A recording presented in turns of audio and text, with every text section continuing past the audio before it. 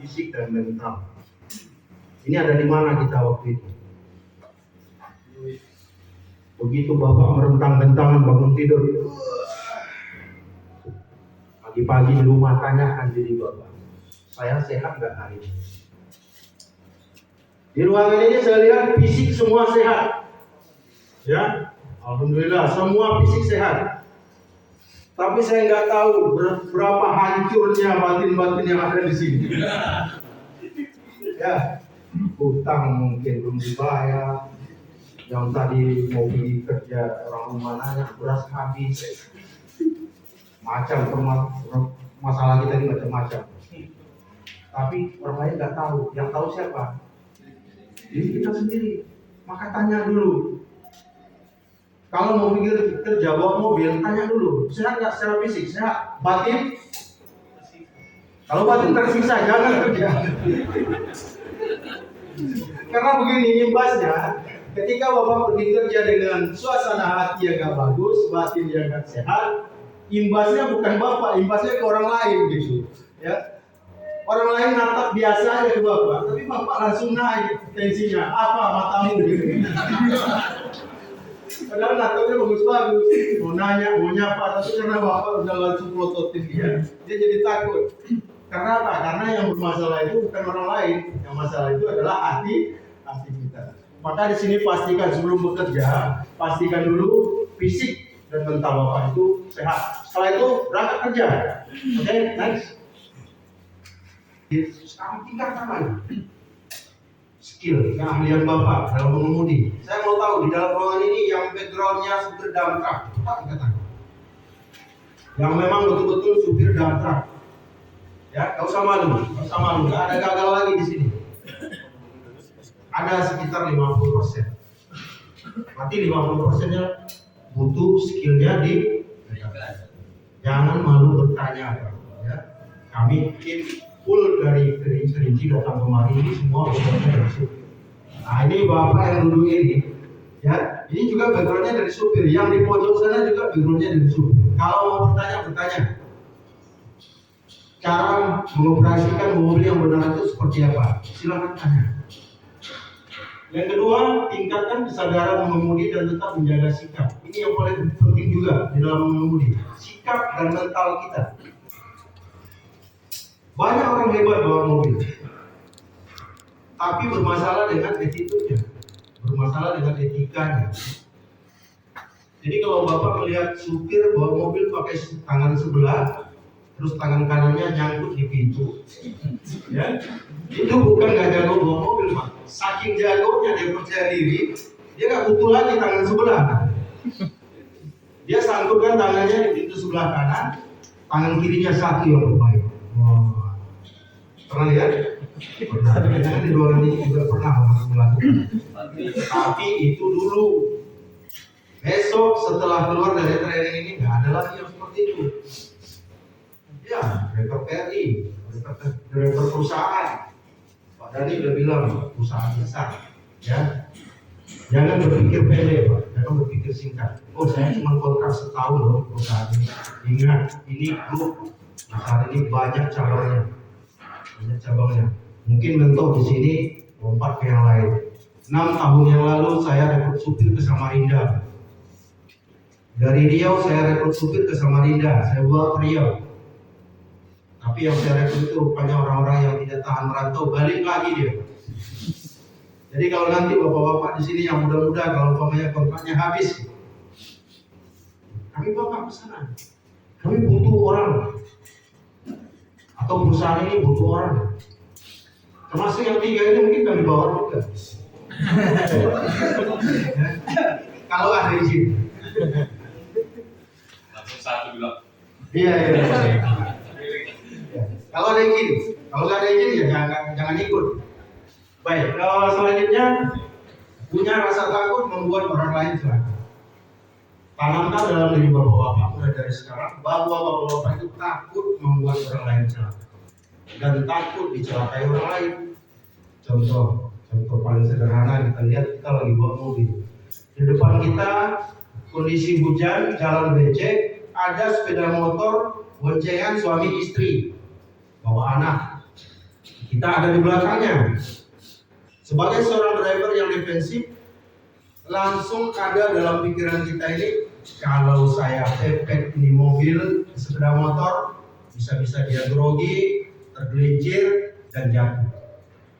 Atau kalau saya dahului di sepeda motor, bisa air muncrat dari ban saya dan mengenai orang yang bawa sepeda motor.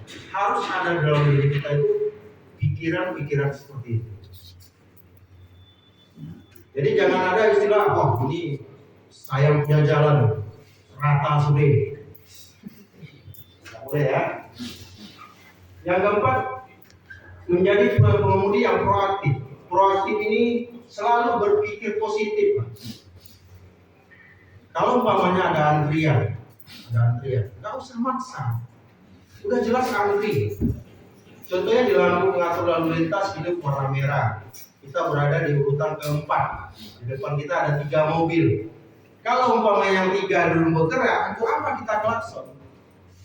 Karena nggak mungkin juga mobil kita lompati 3 mobil kan? Sabar aja, tunggu giliran. Di SPBU juga. Jadi salah satu yang saya banggakan di Kalimantan ini, termasuk pengalaman saya di Balikpapan sama di Taranggiri, salah satu yang saya banggakan dan selalu saya update di media sosial saya, kota yang paling sedikit bunyi klakson. Sampai kami sama Pak Arifal diskusi di mobil ini orang sini pandai apa enggak gunakan klakson. Jadi kalau Bapak pergi ke bundaran yang dekat Opal itu lumayan ramai anak sekolah, apalagi kalau hari Senin, nggak pernah dengar bunyi klakson. Tandanya apa? Tandanya pengemudi harus defensif. Defensif itu artinya menahan, bisa menahan diri. Karena untuk apa kita desak orang di depan? Karena orang depan prinsipnya juga pengen cepat, pengen duluan. Tapi yang di belakang tetap sabar. Itulah yang disebut dengan proaktif. Jadi pertahankan itu sesuai dengan kondisinya. Akan berbeda nanti ketika kita bekerja. Karena di defensif ada diajarkan menghidupkan mobil klakson 1 kali, memajukan klakson 2 kali, mundur klakson 3 kali. Jangan nanti gara-gara saya bilang Tarakan ini daerah yang tidak dengan klakson, nggak pernah bunyi klaksonnya, jadi masalah juga. Ya, oke, selanjutnya. Ya, tujuan dari keseluruhan training ini sebenarnya menyelamatkan hidup kita. Jadi kalau kita hidup dengan keteraturan, ya, skill kita meningkat, lingkungan kita terjaga, cost budget yang dikeluarkan perusahaan juga hemat. Nah, dengan intinya kita bisa menyelamatkan kehidupan. Oke, lanjut. Apa sebenarnya defensive driving itu? Defensive driving adalah mengemudi dengan cara aman dan selamat pada situasi dan kondisi apapun. Dalam beberapa kasus kecelakaan yang saya ikut investigasi di dalamnya, ada beberapa pernyataan driver itu yang kadang-kadang sangat mengusik kepikiran saya, karena saya ketika menjadi driver nggak seperti itu. Contohnya, mobilnya terbalik atau masuk ke berang, terus dilakukan investigasi, ditanya apa penyebabnya. Jadi dia bilang kondisi jalan, atau dia bilang dia mengantuk. Padahal dari sisi seorang pengemudi yang cerdas, dia harus paham batas mana kemampuan dia mengemudi, batas mana kemampuan dari kendaraan yang dioperasikan. Termasuk juga analisa dia mengenal setiap potensi bahaya yang ada. Jadi kalau alasannya seperti itu, nggak terima saya. Karena saya waktu di supir, begitu saya ngantuk, berat, kelelahan, saya parkir. Nggak peduli saya mau di warning atau apa, yang penting saya lapor dulu atasan saya.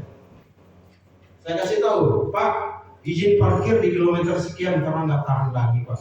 Kalau saya paksa ini bisa berimbas pada kecelakaan. Itu bagus seperti itu. Daripada bapak paksa, tuh ujung-ujungnya tidur di parit.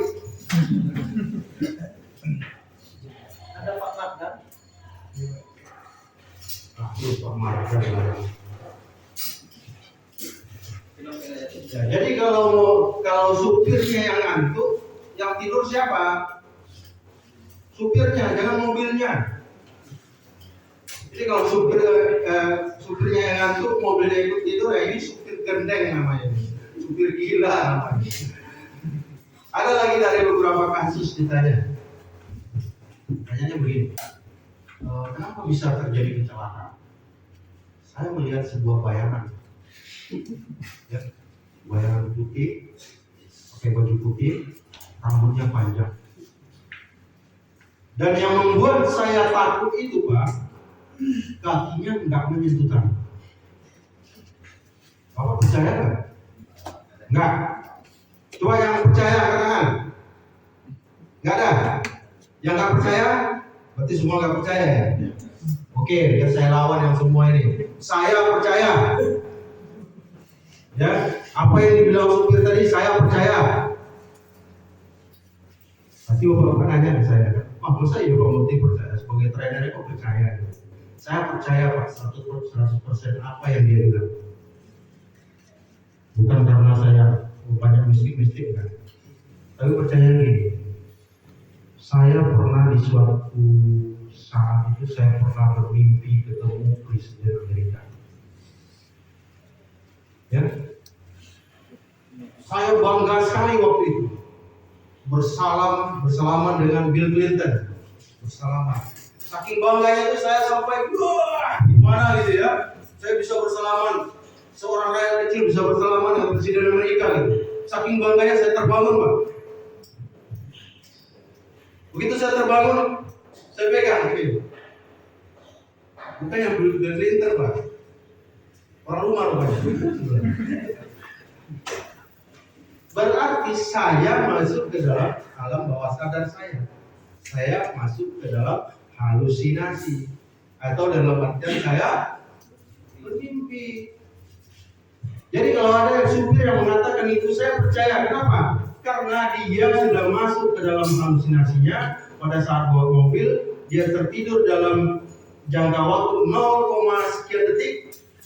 Dan pada saat itulah dia melihat bayangan.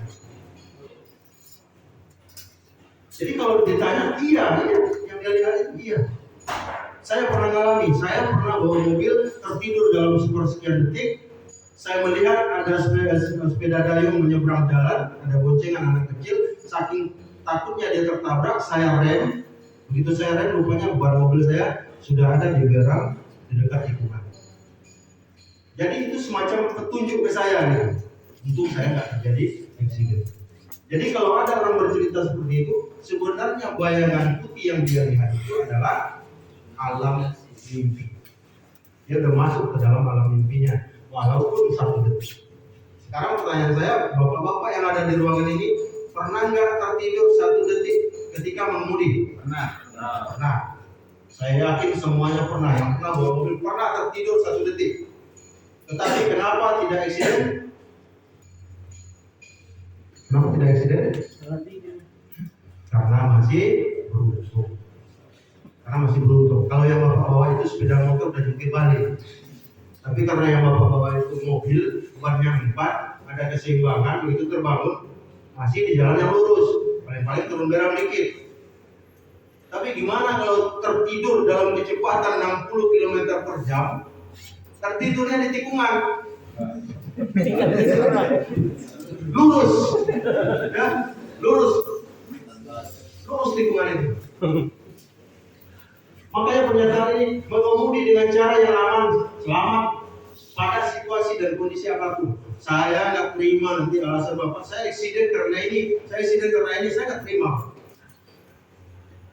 Karena di awal adalah komitmen kita. Sehat secara fisik dan mental. Berarti yang datang ke tempat kerja adalah orang-orang yang sudah dinyatakan sehat. Kalau memang bapak mau buat alasan kelelahan atau sakit, jangan datang. Tergantung konsekuensinya apa. Bapak besok harus bawa surat berobat. Bapak harus menghadap atasan. Itu konsekuensinya. Tapi kalau memang tidak fit, jangan datang. Karena kalau bapak datang, akan membuat masalah kepada bapak sendiri dan orang lain. Ingat ya, Mobil yang kita datangkan ini aset perusahaan. Bapak-bapak juga aset perusahaan. Jadi kalau ada terjadi eksiden, biasanya kami akan ditanya supirnya dulu. Supirnya gimana? Selamat nggak? Kalau mobil perusahaan ini 35, terjadi eksiden 3, besok dia nambah 10 lagi. Ya kan? 10 lagi, asuransi dia. Pengiriman mobil kita dari Medan kemari, naik tongkang, itu dari Kerinci kemari 30 juta. Kali kan 35, 1 M kan? Dokter bisa pula dapat 3 detik hino. Kalau kita pikir biaya. Tapi dia punya asuransi. Tapi bagaimana kalau bapak-bapak tabrakan terus meninggal? Sedih nggak anak-anak? Semua orang dulu? Sedih. Tapi jangan salah bapak, sedihnya sebentar. Tergantung tangisannya pak. Kalau tangisannya itu menjerit-jerit kuat, itu biasanya nggak lama.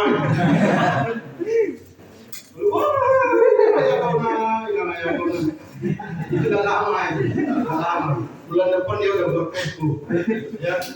Ibunya statusnya galau. Nah, banyak kumbang-kumbang berdatangan. Selesai bapak dari kubur. Jadi jangan menyangka bahwa kita ini terlalu diharapkan kali sama istri, nggak juga. Kalau udah berkeluarga punya anak itu duit pak. Ya. Kalau nggak ada duit jangan coba-coba. Jangan bilang cinta atau ramah. No money, no love. Kalau udah berkeluarga ya. Kalau waktu pacaran ya indah semua gitu. Makan di emperan mantap berdua. Siapa namanya itu yang di Citayam itu? Berdua. Ya, enjoy aja deh kan. Coba suruh dia nikah pak. Suruh dia nikah, nggak kerja suaminya. Masih indah kan? Gak indah lagi. Jadi salah satu harga diri kita itu status pak ya. Status. Ya, karena di ruangan ini yang saya kenal Hermanto. Hermanto, status Hermanto, Dewan PRI. Telepon mama. Dari mana? Momere? Iya pak. Iya. Telepon mama dari Momere. Masih sehat kan di sana? Sehat mak. Aku udah kerja perusahaan sekarang mak. Kata HRD perusahaan ini terbesar mak. Bangga nggak mamanya? Bangga. Jangan sebutkan gajinya. Nanti kelebihan diminta. Kalau kekurangan nanti disuruh berhenti. Yang penting apapun yang kita lakukan sebagai pekerjaan kita cintai dan syukuri. Ada beberapa karakter manusia itu yang saya lihat selama saya bekerja 20 tahun. Ada yang saya tidak suka itu satu. Jadi dia selalu mengatakan tentang jeleknya. Seluruh hal-hal negatif itu dia mungkin. Contoh bahasa kasarnya gini. Perusahaan apa kayak gini? Gaji cuma segini. Tapi dia ngomongkan itu 15 tahun yang lalu diulang lagi sampai sekarang terus menerus gitu. Tapi dia masih ada di perusahaan itu. Orang seperti apa ya? Kan? Piring makannya sendiri dia kotori gitu. Dia masih makan di piring itu tapi dia kotori. Besok makan lagi. Kalau kita masih berprinsip masih mau kerja di sini, makan gaji di sini, ya orbitkanlah perusahaan kita keluar yang baik-baik gitu. Ada kawan nanya kerja di mana bro? PRI. Mantap di sana bro, mantap lah. Jadi jangan ceritakan kesedihan kita Pak. Kalau bapak mamanya udah berani begini, mau berhenti saya izin resign Pak. Mau berhenti, saya cuma jemput. Kalau ada di ruangan ini yang mengajukan resign, saya jemput. Ada yang mau berhenti, silakan. Saya cuma jempol Pak. Tapi saya akan bertanya ke bapak-bapak, bapak mau kemana? Ada itu Pak di Selor, buka itu tambang. Tuh, bapak di sana sebagai apa? Supir Pak.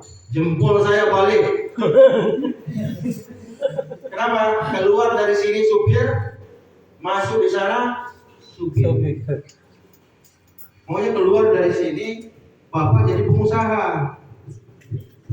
Apa pengusaha yang paling mantap di Tarakan ini? Usaha air.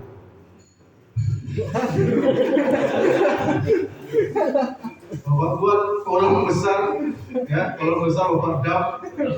Nah, sediakan rangka, sediakan pickup satu. Ya, karena pagi tadi hampir nggak mandi, Pak. Tahu lah kalau mandi 7 orang itu kayak mana? Mandinya tempat satu. Ada kawan yang kebiasaan di Kerinci dibawa ke sini. Kalau di Kerinci itu kemana-mana air, Pak. Udah lari. Ya terus terang Pak, ya kalau di sana kita nggak ada masalah. Malah kadang-kadang ada sedikit sombong ya, sombongnya begitu. Anak-anak umpamanya lagi ada permainan. Kadang-kadang kita yang suruh, udah main air dulu. Bukakan keran airnya pakai selang, jadi anaknya mau main apa pancuran gitu. Karena airnya banyak. Beda dengan di sini. Kami tiap sore pulang ke rumah, duduk di teras itu ke atas nengoknya. Oh, awannya di sana. Dari tadi nengok awan, tiba-tiba keluar bulan, Pak. Kalau udah keluar bulan, telepon di HP itu ada saya buat oke air ladang dalam. Jadi nanti si ibu nanya lagi, kering lagi nggak Pak? Ya kering Bu, bukan. Nanti diantar, malam diantar barulah pada mandi. Tapi alhamdulillah bagi tadi mandi semua Pak ya. Baik, lanjut. Oh ya, tengok jam berapa? Nanti diasihkan ngomong ini nggak selesai materinya. 10:03. Sorry? 10:03. Oke, masih panjang. Ini bedanya Pak ya. Awalnya ngomongnya itu malas. Tapi kalau udah sempat pegang ini mau nggak berhenti sampai sore Pak? Sama kayak Bapak. Baik, kalau ada pertanyaan silakan Pak ya. Tapi yang menjurus dengan training kita ini. Kemarin ada yang bertanya masalah yang berhubungan dengan HRD nanti. Yang berhubungan dengan HRD itu nanti. Karena HRD kita akan ada handover. Setelah Bapak mengikuti training dari kita transport ya, kita ini transport semua. Nah, nanti Bapak diserahkan oleh HRD ke transport. Sekarang ini Bapak masih under HRD, masih di bawah HRD. Kalau kami udah orang transport Pak, 1, 2, 3, 4, 5, 7 ini orang transport. Bapak belum 1% lagi. Kalau Bapak orang transport makan siang udah dijamin ini. Karena belum, maka makan siang masing-masing. Tapi yang jelas jangan ada yang puasa, karena akan beda. Kalau ada yang puasa siang nanti saya susah trainingnya. Yang mata udah merah semua ke saya kan. Nah, usahakan makan walaupun Indomie. Jadi pasti Bapak berpikir, wah ini orang Sumatera ini ngomong, kami nggak ada simpan-simpan Pak ya. Kalau kami itu main, kalau orang Batak, saya bukan orang Batak Melayu, tapi agak meniru-niru orang Batak. Orang Batak itu ada istilahnya BTL. Batak tembak langsung. Jadi nggak ada pakai kiasan-kiasan, tapi habis. Masalah yang tadi kita bahas sudah selesai, nggak ada lagi belakang-belakangnya, nggak ada dendam-dendam, nggak ada lagi. Ini apa wajah-wajahnya melankolis. Orang Batak gitu. Baik, kita lanjut. Mengapa perlu daya training ini? Yang pertama, lebar dan panjang jalan itu tidak sebanding dengan jumlah kendaraan. Jadi kalau ada yang lahir di Tarakan, besar di Tarakan, pasti tahu perkembangan kota ini. Dulu di sini jalan setapak, terus sekarang udah jalan besar, tapi butuh berapa tahun untuk menjadikan itu menjadi jalan besar. Sementara pergi ke Dialer, tanyakan penjualan orang Dialer itu tiap hari sekian puluh kendaraan keluar. Jalannya masih itu juga. Jalan dari Bandara Juanda ke Juanda Laut masih itu juga. Sementara kendaraan tiap hari bertambah. Saya yakin ini di kelas ini, di ruangan ini udah banyak nih yang plat putih di parkir depan. Ambil motor baru kan, udah jadi karyawan PR. Cari angsurannya yang sepadan. Yang penting kita hidup punya harapan Pak. Saya harapan saya dari dulu nggak muluk-muluk. Tua kaya raya, ya kan? Tua kaya raya, matinya masuk surga. Itu yang penting. Kalau masalah sekarang jahat, nah itu situasional Pak ya, tergantung siapa yang membawa. Jadi kalau ada nanti yang mengenalkan ke saya hal-hal yang tidak, saya tidak mau menolak.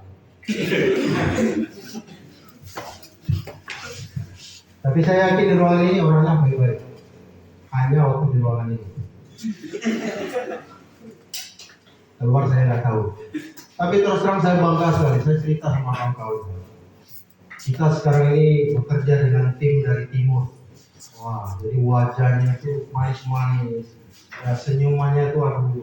Semalam saya sampai selfie ada 3 orang. 3 orang. Lagi ujian ini. Saya senggol bahunya ini.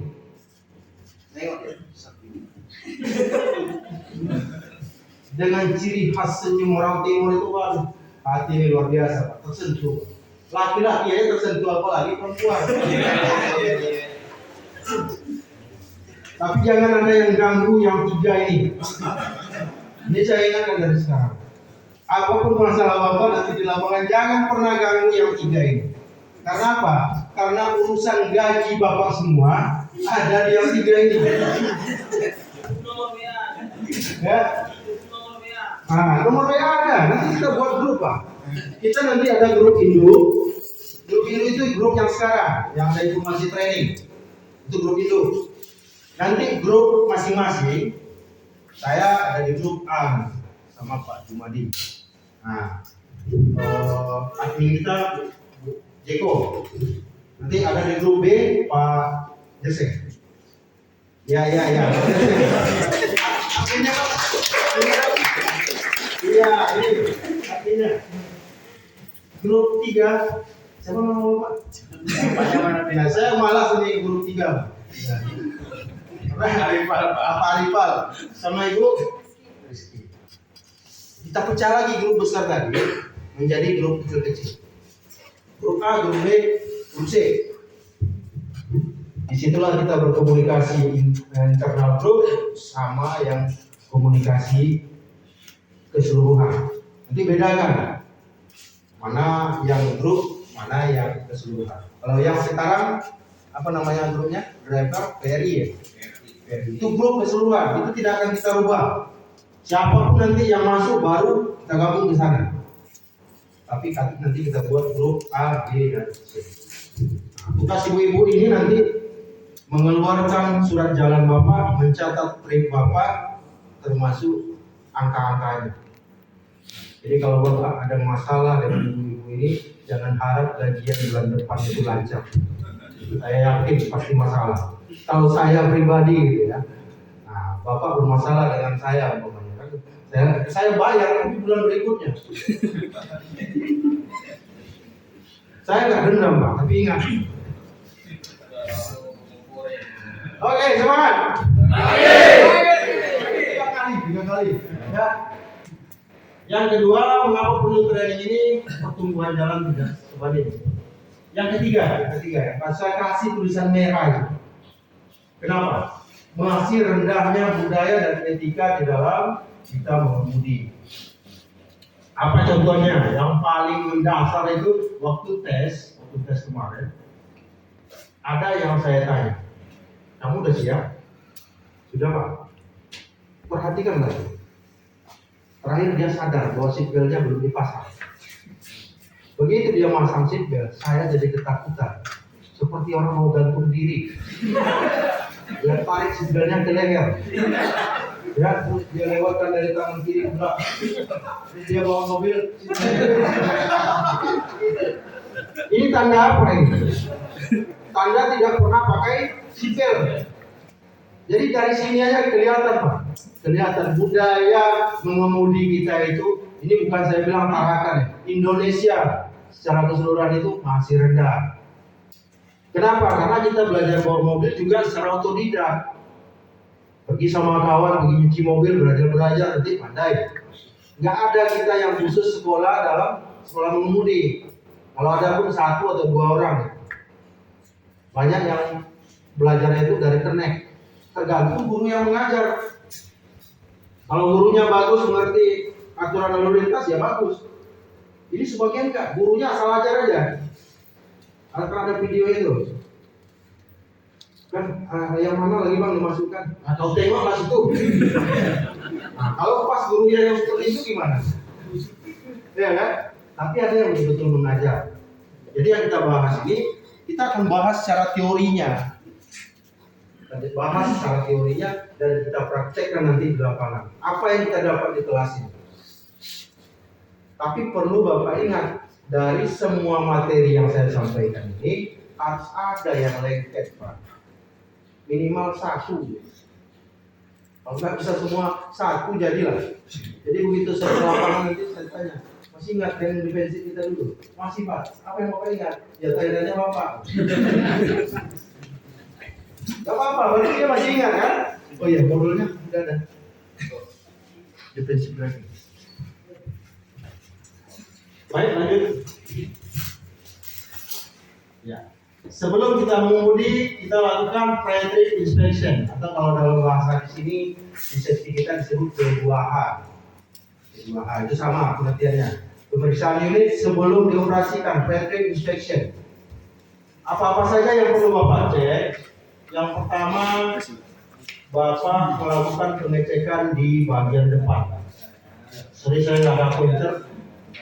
Bapak melakukan pengecekan di bagian depan kabin, ada oli, air, dan komponen-komponen lainnya yang ada di depan. Kenapa kita buat angka seperti ini? Supaya dia beraturan. Bapak cek di depan, naik ke mobil, lakukan start engine, terus turun lagi, cek ke belakang, lampu-lampu ke samping, balik lagi ke kabin. Jadi jangan bolak-balik. Dari kabin turun ke belakang, cek lampu aja. Lupa lagi, balik lagi ke depan. Turun lagi, habis waktu. Kalau mobil kita 6 meter, oke lah. Sedikitnya waktu putar gitu. Tapi kalau seperti di Kelinci itu Pak, 42 meter. Jalan dari ujung ke pangkal 42 meter. Kalau ada yang kelupaan, balik lagi 42 meter. Cek ban, kondisi ban. Udah tahu cara menghitung ban? Satu ada di mana posisi ban? Berapa? Udah. Kalau di angka ini yang mana nomor satu bannya?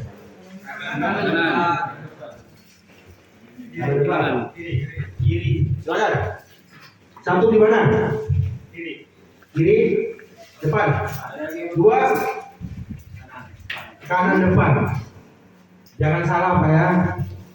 Yang di bawah Bapak di bangku setir itu nomor 2 bukan nomor 1. Jadi nanti melapornya ke mekanik juga jangan salah. Yang bocor itu nomor 1. Bapak bilang nomor 2. Posisi nomor 3 itu ban nomor 1. Posisi 1 nomor 2. Terus balik lagi ke kiri. Ya, posisi ban nomor 4 34. Posisi nomor 6 56. Jadi hitungnya zigzag 1, 2, 3, 4, 5, 6. Begitu seterusnya. Kalau mobilnya trailer, mau berapapun panjang mobil itu, bannya berapa, hitungnya tetap zigzag. Terus ke belakang. Ya, sama ya persepsinya. Jangan ada lagi beda pendapat. Jadi nanti kalau dibilang ban nomor 1 mana, nah, jangan ada yang menunjuk lagi di bawah setir atau di bawah pengemudi. Selanjutnya lakukan pengecekan lampu-lampu belakang bagian samping. Ini sebenarnya sudah Bapak lakukan, tetapi yang penting di sini kualitas dari pengecekan. Jadi jangan hanya cek-cek saja, tapi cek ketok bannya, ketok juga rodanya, lihat longgar apa tidak. Lihat ukuran ketebalan ban, kondisi bannya berapa. Jadi setiap Bapak melakukan pre-trip inspection atau pemeriksaan, buat kondisi bannya, karena kita sistem bergantian Pak. Mungkin malam tadi sama Bapak ini kena ban itu, sompel sebelah kanan. Terus gantian sama supir berikutnya. Karena supir berikutnya tidak melakukan pengecekan, pecah sama dia. Pada saat dia bawa pecah. Padahal dia terima kondisi ban itu gak 25%. Tinggal pecahnya aja lagi. Maka waktu Bapak ngecek itu buat ban nomor 6 kondisi 25%. Kalau ada keterangan dari kawannya yang sebelumnya buat umpamanya kena besi di jembatan, ya, kena besi di jembatan, gak apa-apa, buat. Yang penting keterangannya dan ada buktinya. Pelaporan di jalan juga seperti itu. Pak, kaca mobil saya pecah Pak di perkampungan PNS. Kenapa? Terpental batu dari mobil yang berlawanan arah. Kasih tahu, jangan didiamkan, pokoknya retak gitu, diam-diam.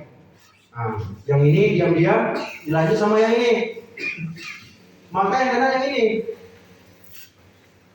ya kan? Karena pas giliran dia ditanya kenapa, saya nggak tahu Pak.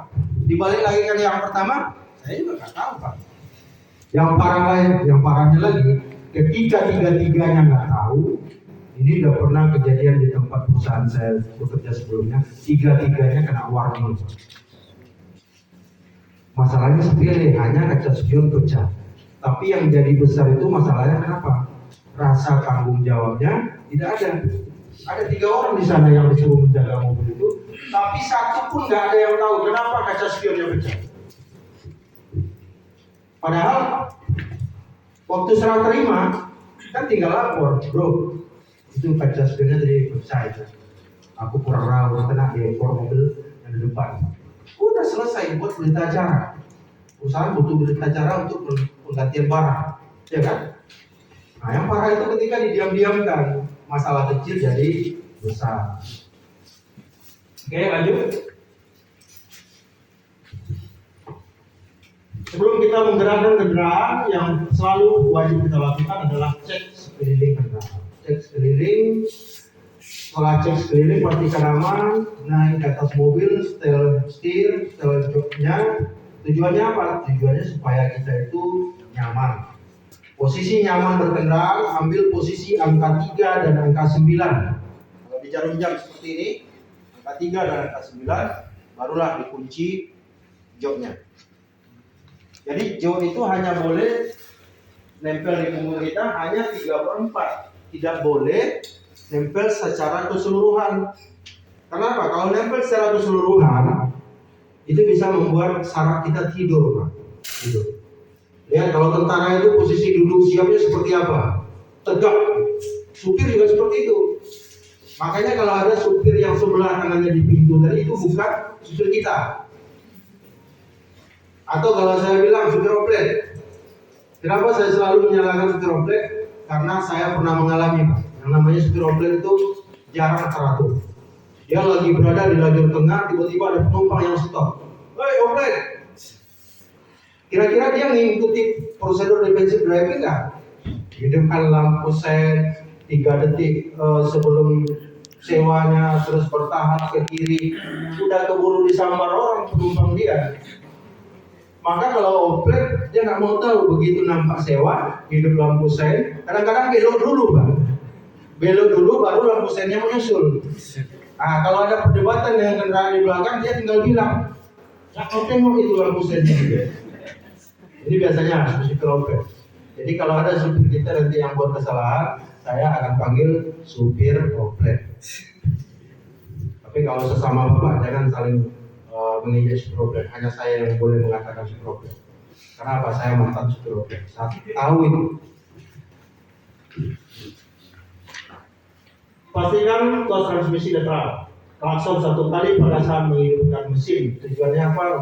Untuk memberitahu orang di sekitar kita bahwa kendaraan itu akan dioperasikan atau ada orang. Ya. Setelah itu lakukan prosedur start engine. Untuk mobil yang masih standar, jangan pernah melakukan start engine itu dengan menginjak pedal gas. Karena mobil yang masih standar, dia di start tanpa injak pedal gas. Kalau dia tidak hidup pada saat bapak start tanpa injak pedal gas, berarti mobilnya yang bermasalah. Nah, itu enaknya bapak. Kalau dulu bapak di waktu kerja di luar mungkin ya, ketika ban bocor, kondisi malam hari, hujan, apa yang bapak lakukan biasanya? Buka baju, ya kan? Turun sendiri, pasang dompet. Nah, kalau besok ini bapak udah enak ini, tinggal cari nomor pengawas, cari nomor mekanik, ya kan? Dulu kaki, main skater. Ya. Itu nanya. Jadi Bapak betul-betul supir. Kalau di luar kita supir iya, mekanik iya, tukang angkat iya. Saya pernah Pak kerja di toko. Kalau ada orderan semen itu, saya supir ya. Tapi kalau udah ada orderan semen, udah nggak kayak supir lagi kayak. Nggak diangkat, nggak ada yang angkat. Kita lambat, sementara kita dibayar per trip. Saya bantu angkat. Jadi kalau gini-gini ini masih sanggup, kalau 50 kilo masih sanggup sebelah kanan. Iya serius. Di sini banyak yang muda-muda, saya lihat ini udah jauh nih dari olahraga, juga jauh. Nanti kalau bisa kita tes nih, berapa yang sanggup push up, berapa orang yang sanggup push up di atas 20. Nanti kita tes. Jadi setiap hari itu kita harus ada olahraga Pak ya. Jadi saya udah umur 47 tahun, masuk 48. Kalau push up masih sanggup lah Pak. Kalau saya nanti saya kasih tahu. Oke lanjut. Slide berapa Tata? 9. Ada berapa slide? 28. Oke, sekarang jam berapa? 10.23. Oh mantap, silakan. 11.20 tes. 11.20 kasih alarm dulu ya. Sip. Baik, sekarang kita lanjut ke jenis-jenis kecelakaan. Kenapa kita bahas jenis kecelakaan? Supaya kita tahu, bukan berarti kita harus kecelakaan, tapi kita tahu jenisnya dulu. Yang pertama ada kecelakaan menabrak dari belakang. Ada yang ditabrak dari belakang.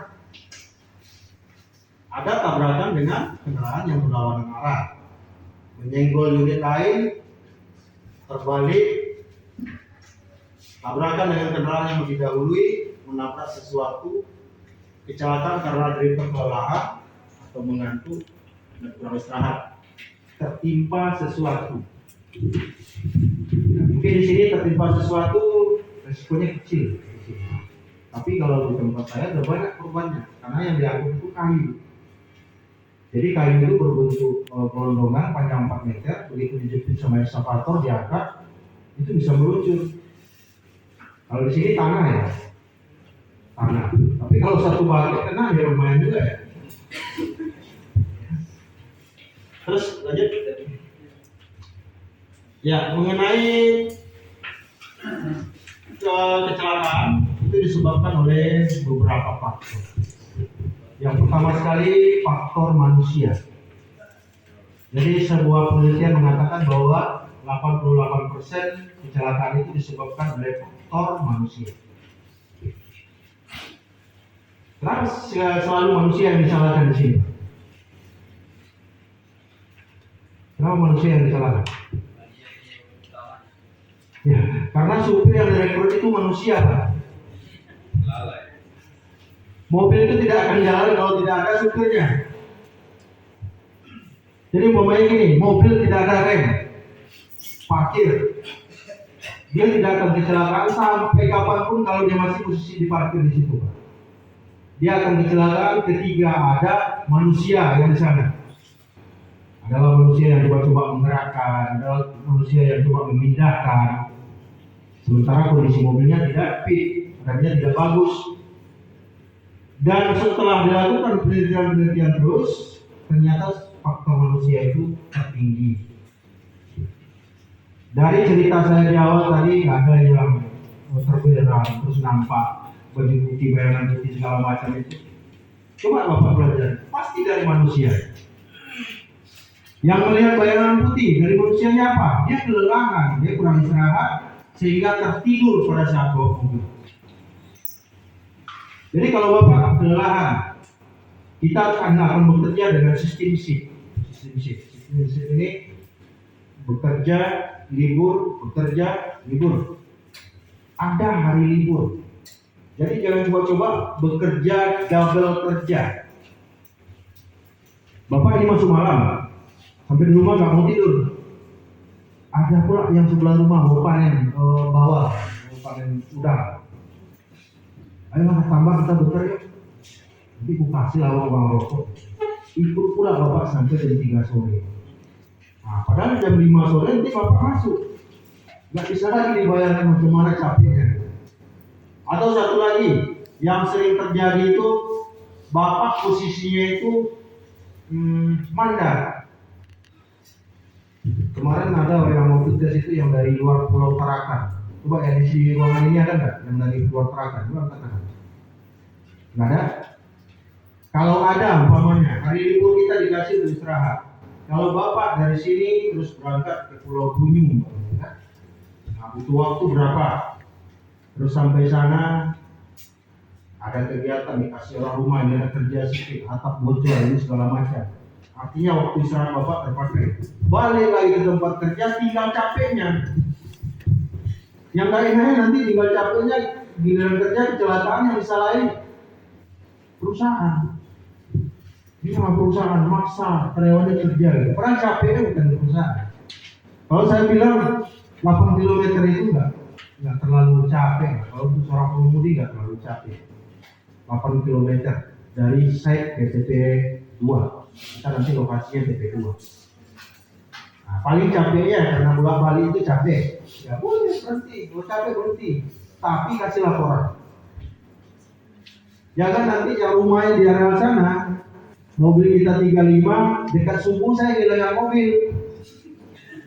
Atau jam 10 saya kehilangan mobil, 5 saya hilang. Rupanya sekolah rumahnya dekat kayaknya juga. Ini sebelah sini. Nah, udah dibuat sama dia tempat parkirnya ke belakang rumah yang ada orang hutannya. Wah itu gitu. Jadi kami yang memantau di jalan nggak melihat. Pengawas nggak melihat. Tiba-tiba jam 5 subuh nongol dia. Saya tanya kemana? Ada pak, saya ngetrip dari tadi. Gua ngetrip di rumah. Jangan ya, jangan pak. Robah cara-cara itu. Itu tidak jujur. Larinya kemana? Ke integriti pak. Kejujuran kita dipertanyakan. Sekarang bahasa kasarnya gini. Bapak hadir tidak kerja karena ada faktor yang disebabkan oleh faktor perusahaan. Bapak tetap terima gaji. Ya kan? Hadir Bapak tapi tidak bekerja karena sebabnya dari perusahaan. Contohnya sekarang kan mobil belum datang ini. Kan sebabnya dari perusahaan. Bapak digaji. Nah, coba bayangkan ketika kita digaji tapi nggak kerja, berarti apa yang kita hasilkan itu dan kita bawa pulang ke rumah tidak akan berkah. Melonjak-lonjak duit itu mau keluar. Orang duitnya duit nggak berkah. Udah pergi orang rumah beli sate, mau pulang kan? Udah sampai di rumah nangis lagi anaknya mau beli buah. Jadi duitnya melonjak-lonjak mau keluar gitu. Itu duitnya nggak berkah itu. Jadi harus ada kejujuran dalam cari rezeki ini. Kalau sakit, bilang sakit. Kalau dipotong gaji gara-gara nggak hadir, ya ikhlas. Orang memang kita nggak hadir kok. Ya, kalau ada permasalahan pribadi, ada permasalahan yang berat, kalau Bapak butuh motivasi orang tempat curhat, jangan sembarang curhat. Ya, kami sebagai atasan Bapak ini, mudah-mudahan kami sudah mengalami ini sudah puluhan tahun. Sudah berbagai macam masalah. Yang mau cerai nggak jadi cerai, jumpa sama saya ada. Ya, yang mau cerai terus saya muluskan supaya cerai ada juga. Ya karena saya nilai ini nggak bisa lagi diselamatkan gitu. Ya, masa baju kita dijual pakai orang? Nggak mungkin lah. Jadi saya bilang ya udah, berarti kan harus jalan udah selesai. Nah jadi kalau ada masalah-masalah pribadi juga boleh. Kami ini semacam penasihat spiritual. Jadi tergantung Bapak mau bawa kami kemana. Pas hari libur, ada panggilan, Pak, datang ke kampung Bugis, bakar-bakar ikan kita, oke. Siapa nolak? Jadi kita ini keluarga. Transport itu di mana-mana ikatan batinnya itu kuat. Percayalah. Bapak sekarang melihat 3 orang perempuan di sini yang awalnya mungkin berpikir, oh itu perempuan kenapa ada di transport. Ketika Bapak sudah masuk di departemen transport, ini seperti adik, ini seperti kakak, ini seperti anak, seperti itu nanti. karena kami sudah mengalami di sana. Keberadaan mereka kita butuhkan. Percuma Bapak ngetrip kencang-kencang 8 trip, 16 trip satu hari, nggak ada yang rekodnya. Dari mana Bapak mau tuntut gajinya? Rekodnya sama siapa? Nggak ada. Kami ini orang lapangan semua, ini nggak ada yang dari komputer. Ya, jadi bina hubungan itu dari sekarang. Jadikan kita ini keluarga besar transport PT PNI. Jadi nggak ada lagi nada-nada sumbang di dalam grup. Nggak ada lagi nada-nada sentuh. Kemarin saya belum berani jawab karena saya belum kenal satu-satu. Ya, kalau ada kawan bertanya bagus-bagus, jawab bagus lagi. Ada yang bertanya, bro di mana alamat Messi Jauh itu? Masih nanya, masih bertanya. Cuman coba kalau saya yang nanya gitu, itu jawaban cepat, tapi ditanya balik, itu kalau ada parang melayang parang gitu. Jangan ya, jangan ada provokasi. Kita ini satu keluarga. Kita gentleman, masuk bagus-bagus. Kalau memang ada rencana keluar bagus-bagus. Nah, ini pepatah orang kami, datang nampak muka, pulang. Berarti orang sini nggak tahu Pak. Hari pagi. Pulangnya nampak apa Pak? Nampak punggung. Ya, datang bagus-bagus Pak Munti, saya ikut tes praktik hari ini. Besok begitu Bapak mau berhenti juga Pak, izin Pak ya, saya mau berhenti. Ada usaha itu Pak, melanjutkan usaha Bapak saya itu ada ukur 15 yang mau saya urus. Oke silakan, nggak ada masalah. Datang nampak muka, pulang nampak punggung. Artinya pulangnya pamitan. Jangan begitu di telepon nggak aktif-aktif lagi. Ya, sebulan habis itu udah ganti nomor WA. Jumpa di luar, kenapa nggak masuk kerja lagi? Ah, ngapain kerja kayak gitu Pak? Padahal di awal dulu lembut-lembut bacanya kayak gini. Betul nggak? Betul. Ini karakter orang seperti telur. Jadi telur direbus masuk ke dalam air yang panas, yang tadinya encer menjadi keras. Air panas itu adalah lingkungan kerja kita yang makin hari akan menguap panas. Jadi kalau sifat kita itu seperti itu, telur yang tadinya lunak, lembut, ramah, berubah jadi keras. Yang kita ingin itu kita sifatnya itu seperti kopi. Jadi makin panas airnya, diseduh kopi, ya kopinya menebarkan aroma gitu. Terus dia tidak berubah, yang dia rubah tempat kerjanya, airnya yang berubah. Airnya yang berubah jadi hitam, dia nggak berubah. Malah makin dipanasi, makin harum dia. Jadi bapak-bapak semua nanti jadilah jadi bubuk kopi. Jangan jadi telur. Kalau telur itu awalnya bersalam bagus-bagus ya Pak Munti. Nah, besok udah kerja sebulan kan? Ya, tapi di ruangan ini nggak ada ya. Wajahnya lembut-lembut semua. Senang saya lihat. Mudah-mudahan ini bertahan terus. Beda waktu tes kemarin pucat-pucat. Faktor kendaraan ya, faktor kendaraan menyumbang hanya 12% atau faktor lain-lainnya selain manusia ada 12%. Kendaraan, sistem, lingkungan itu berpengaruh 12% kepada kecelakaan. Lingkungan itu contohnya kalau ada bapak nonton YouTube baru-baru ini, itu di tinjau laut ada mobil yang ketimpa tanah. Jadi dia pas lewat tanah longsor, ketimpalah mobilnya. Berarti itu faktor lain. Nggak bisa lagi disalahkan manusianya, nggak bisa lagi disalahkan kendaraan. Jadi ada faktor alam di sini. Oke, selanjutnya. Nah, untuk beriringan. Kenapa terjadi tabrakan dari belakang?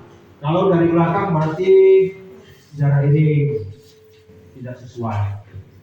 Gagal menganalisa kendaraan di depan. Terus pengereman tiba-tiba yang dilakukan oleh pengemudi di depan, betul. Tetapi kalau kita sebagai seorang pengemudi yang defensif, kita selalu minimalkan untuk hal-hal yang seperti itu. Jadi nggak ada alasan Pak. Mobil di depan melakukan pengereman mendadak, betul. Tapi kalau kita sudah ada berjarak dan kita sudah melakukan analisa yang benar, maka ini tidak akan terjadi. Apa yang harus kita lakukan pada saat kita akan melakukan berbelok atau berhenti? Berikan sinyal sesuai rencana kita. Jangan biarkan tailgater. Tailgater itu adalah kendaraan yang mengiring kita di belakang. Jangan dibiarkan rapat. Jadi kalau ada orang ekor-ekor kita, lama-lama kasih dia jalan. Pernah kan? Seperti itu. Dikasih jalan nggak lewat-lewat. Tapi dia mau di belakang kita terus. Nah, yang amannya itu tambah kecepatan. Kalau tambah kecepatan, dia juga tambah kecepatan. Dari kantor polisi. Tapi niatnya udah gak bagus kan? Nah, niatnya udah gak bagus.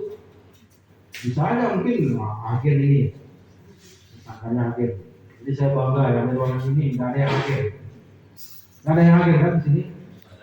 Makanya kemarin saya cemas juga. 100 sekian orang yang dites, kok dapatnya cuma segini? Kenapa? Rupanya, aduh, susah sekali. Belum lagi saringan berikutnya NCU. Dapat lagi kabar dari Pak Dhani. Banyak yang kena di bagian ini. Cuma cari supir lagi. Perhatikan sebuah pulau gitu. Kita mau datangkan orang dari mana lagi? Dan sangat disayangkan gitu. Di depan rumah kita pestanya. Masa kita nggak datang ke pestanya? Kira-kira gitu ya. Perusahaannya di tempat kita, mobilnya di tempat kita asli orang sini. Masa jadi penonton? Makanya prinsip kami kita nggak datangkan orang dari luar. Kita rekrut di sini, walaupun SIM-nya masih di bawah, nanti kita upgrade. Bahkan ada yang nggak punya SIM. Tapi ingat, sebagai persyaratan, nanti kalau bapak-bapak semua udah bergabung, jangan terlena mas, ya, jangan terlena. Itu sebagai persyaratan wajib sebagai seorang supir. Jadi selain menanyakan fisik dan mental sehat, persyaratan lainnya lagi SIM. Pastikan SIM bapak ada. Dan SIM-nya sesuai dengan kelasnya. Yang lucunya lagi kemarin ada yang umur 20 tahun menunjukkan SIM B2 ke saya. Saya mau ketawa nanti dia tersinggung ya. Jadi mana jalannya SIM B2 di umur orang 20 tahun? Ada di ruangan ini. Kalau ada jujur-jujur aja. Berapa orang limanya? Ya kalau ada jangan tersinggung ya. Gak apa-apa, umur bapak akan nambah, nanti 21 sudah pas itu SIM. Kalau sekarang ya jangan simpan-simpan dulu. Kalau ada orang yang buka-buka SIM nggak usah keluarkan. Karena malu kita pak. Umur 20 SIM-nya B2 gitu. Buka Undang-Undang nomor 22 tahun 2009. Persyaratan memiliki SIM B2 umurnya 21 ke atas. Masa ini B2 umur pula. B2 umurnya 20. Tapi orangnya jujur. Saya tanya, berapa kemarin lurusnya? 3,5. Kalau 3,5 pasti naik pak. Karena kalau urusan normal, saya baru lulus bulan 4 kemarin, itu kenanya 1.050.000 B2 umum. Nah, jadi saya masih megang SIM B2 umum pak. Ini masih megang SIM B2 umum. Jadi kalau bapak tiba-tiba nanti nggak ada yang datang, ya mungkin kami yang bawa mobil itu gitu. Oke, lanjut. Slide berapa ini? 12. Ya, berpapasan ya, berpapasan untuk mencegah tabrakan yang berada dengan kendaraan yang berada dari depan. Kita tetap di jalur kiri. Tapi yang aneh yang saya lihat di set itu, Pak. Sudah ada yang pernah di set? Sana penimbunan sudah pernah? Dah. Apa yang Bapak lihat di sana? Jalur masuk dan jalur keluar. Ya, seperti di Amerika, Pak. Yang apa? Muatan sebelah kanan, yang kosongan sebelah kiri. Jadi saya pelajari berapa kali saya duduk di sana. Ini kayak Texas ini. Terus saya tanya safety-nya pun oke aja, nggak ada masalah. Jadi begitu kami pertama sekali datang kemari, saya itu langsung terpikir, ini kayak mana pengaturannya? Barulah terpikir, kita buatlah nanti jalan keluarnya ke sini. Nah, nanti jalan keluarnya beda pak. Jalan masuknya di yang sekarang, keluarnya nanti di depan. udah dijebol pagar.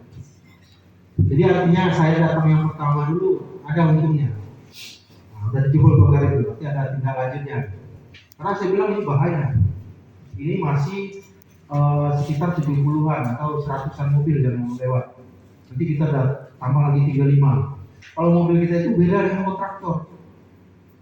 Kalau kontraktor 70 nggak akan ketemu 70-nya itu. Tapi kalau mobil kita 35 jalan 35-nya itu bisa kita pantau. Namanya 3 lagi loading di CP2, 12 lagi di jalan, sekian di site lagi bongkar, 2 di workshop. Kita punya data. Jadi Bapak kalau bilang bawa mobil itu ke rumah, kami cari sampai ke rumah. Carinya tahu Bapak? Bawa supir. Jadi Bapak yang nggak naik tadi kan turun. Nah, ini supir baru. Mobilnya jalan. Jadi Bapak kalau mau cari mobilnya tetap jalan. Itu siap tempur itu 24 jam. Makanya kita siapkan satu mobil 3 supir. Satu main siang, satu main malam, satu libur. Nah, pergantian terus. Enak loh kerjanya. Ada liburnya. Kalau di hari-hari kalau umpamanya schedule-nya 4 terus libur, di hari-hari ke-3 ke 4 itu semangatnya menggebu-gebu itu.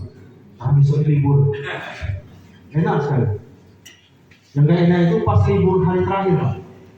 Karena besoknya udah masuk kerja. Oke, lanjut.